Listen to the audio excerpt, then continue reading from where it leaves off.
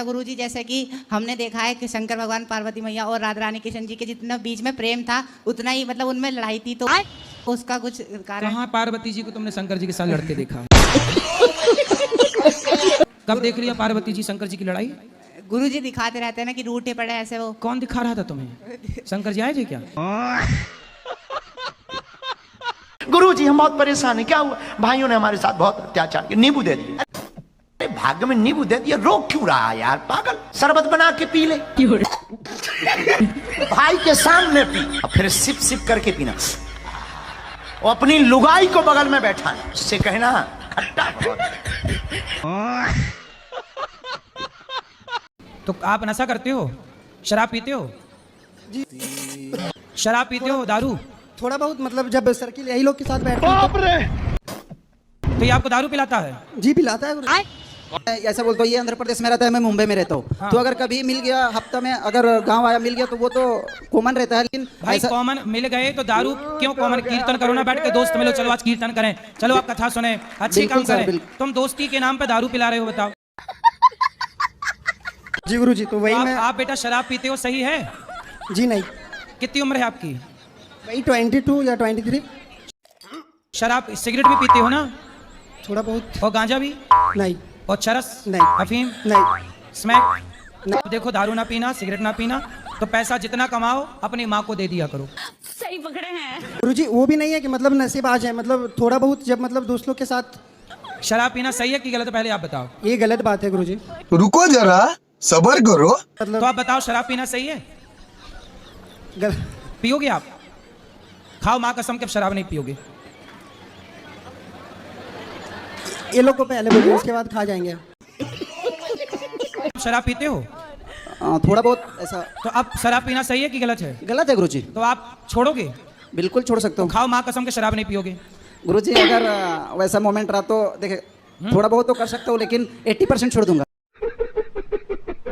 तो माँ कसम के शराब नहीं पियोगे? ठीक है, माँ की कसम, आज के बाद शराब का हाथ नहीं लगाऊंगा।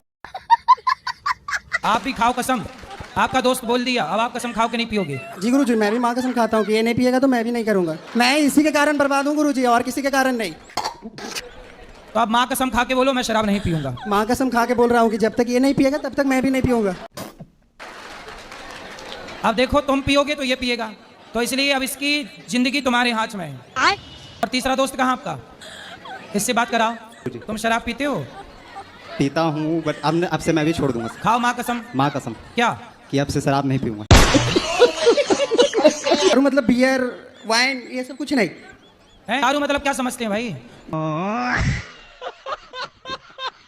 बालो मालो लो।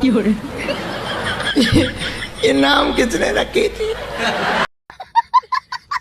हम तो भारत जाकर के लिस्ट चिपकाएंगे कि मालो लो लो, लंबा सा एक जगह है वो, एक जगह है बा, और लेगा लेगा, अब पता ही नहीं क्या ले गया।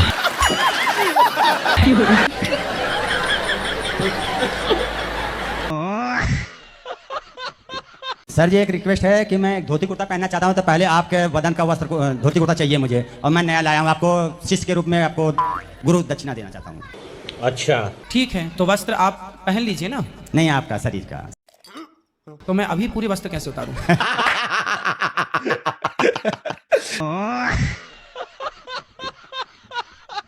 महाराज जी, जो आपने बात कही ना लिव इन वाली, मैं आपसे 100% सहमत हूँ। मैं कल की बात बता रहा हूँ। मैं जा रहा था एमआईटी यूनिवर्सिटी के सामने, मेरी गाड़ी एक लड़की से थोड़ी टकरा गई। मैंने उसे बोला, बहन जी सॉरी। उतर के आई मेरे पास, कह रही जी सॉरी तो कोई बात नहीं, तो मैं बहन जी कहाँ से लग रही हूँ मैं?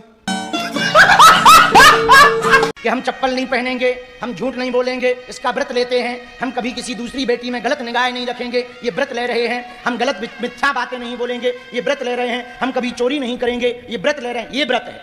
हर नवरात्रि में कोई एक ऐसा व्रत लो जिससे भूख वाला व्रत तो लो ही यदि ठीक ठाक हो तो, पर एक ऐसा भी व्रत लो कि तुम्हारी मन की वृत्तियां सुधर जाएं। बात तो सही है। ये व्रत है, भूखे रहना व्रत नहीं है। अब भूखे कई लोग तो भूखे रहते हैं पर नजर समोसा पे रहती। सबसे बढ़िया तो कचौड़ी खाई के रह लेना कटा। तो आप जिस लड़की से प्रेम करते थे वो कहाँ चली गई? सर उसकी शादी हो गई। तो आपने क्यों नहीं कर ली उससे शादी? अरे वादा उससे किया था तो शादी किसी और से क्यों?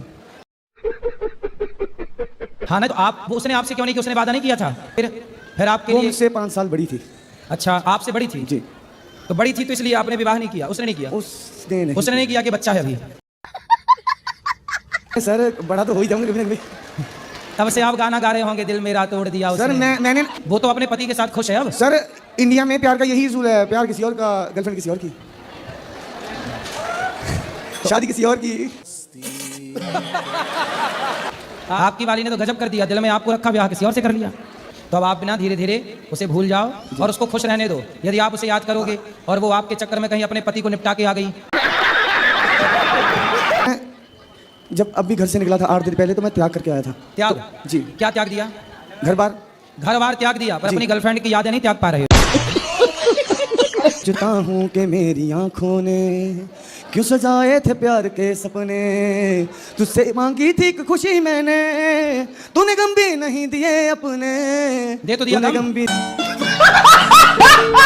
जिंदगी ही बोझ बन गई अब तो जीता हूँ और न मरता हूँ। रात दिन तेरी याद आती है, रात दिन इंतजार करता हूँ, मेरी किस्मत में तू नहीं शायद। हाँ, ये सही है। तेरा इंतजार करता हूँ, मैं तुझे कल भी प्यार करता था, मैं तुझे अब भी प्यार करता हूँ। मतलब उसके वाले को ड्रम में पैक करवा के ही मानो।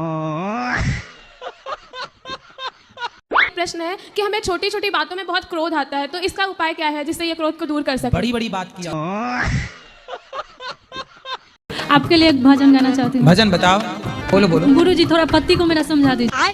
भजन गाना चाह? जी। तो ये भजन है, पति को समझा दीजिए। नहीं गुरुजी, ये भी है, फिर भजन भी गाना चाहते हैं। अच्छा, पहले पति को समझाएं फिर भजन होगा। पति नहीं समझाएंगे तो नहीं भजन होगा। चलो बात कराओ पति को। पति आपके कारण भजन रुका है, जल्दी आओ। गुरुजी मेरा ये सवाल था कि जैसे मैं अपने ससुराल में किसी के पैर छूती हूँ तो मुझे मतलब चक्कर आ जाता है, मैं गिर जाती हूँ। और जैसे पैर छूती हो तो चक्कर आ जाते हैं? हाँ, सिर्फ सास ससुर बस को छोड़ के। ऐसा नहीं कि बहाने में गिर जाती हो कि बहाना छूना पड़े। गुरुजी और कोई मतलब कि जैसे ससुराल में मेरे कुछ लोग ड्रिंक करते हैं, वो सामने रहते हैं ना, तो मुझे मतलब देख के ही मैं गिर जाती हूँ उनको। तो वो डरावने हैं क्या? डरावने ड्रिंक करते हैं, वो शराब पीते हैं जैसे। हाँ, तो शराबियों के पाँव काहे छूना? नहीं तो जैसे मतलब बोलते हैं रिश्ता है तो छूना ही पड़ेगा। अरे रिश्ते में भी पाँव सबके नहीं छूने चाहिए जी। तो मतलब जो श्रेष्ठ जन है, जिनका जो उम्र में बड़े हैं ऐसे नहीं, जिनके आचरण अच्छे हैं उनको प्रणाम करना चाहिए। जिनके आचरण बुरे हैं वो बड़ा हो चाहे कोई हो। सही पकड़े हैं। तो सर गुरुजी वहाँ बोलते हैं आचरण अच्छे नहीं है तो क्या प्रणाम करें?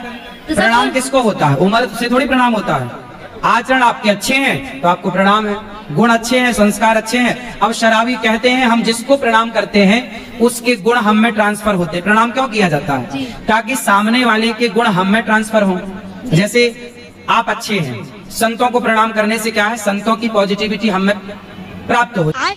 जैसे कोरोना किसी को है और उसे छुआ तो हमें भी हो जाता है, ऐसे पॉजिटिव व्यक्ति को छूने से हमारे भीतर भी पॉजिटिविटी आती है और नेगेटिव व्यक्ति को छूने से हमारे भीतर भी नेगेटिविटी आती है। तो बड़ी अच्छी बात कही आप। तो शराबियों को क्यों छूना है? गुरुजी सब बोलने लगते हैं अगर हम नहीं छूते पैर की मतलब घमंडी है। हाँ बोल देना, ठीक है घमंडी जा। हाँ। शराबियों के पाँव छुओगी तो तुम भी ना पीने लग जाना। नहीं गुरुजी, उनके गुण आ जाएंगे फिर।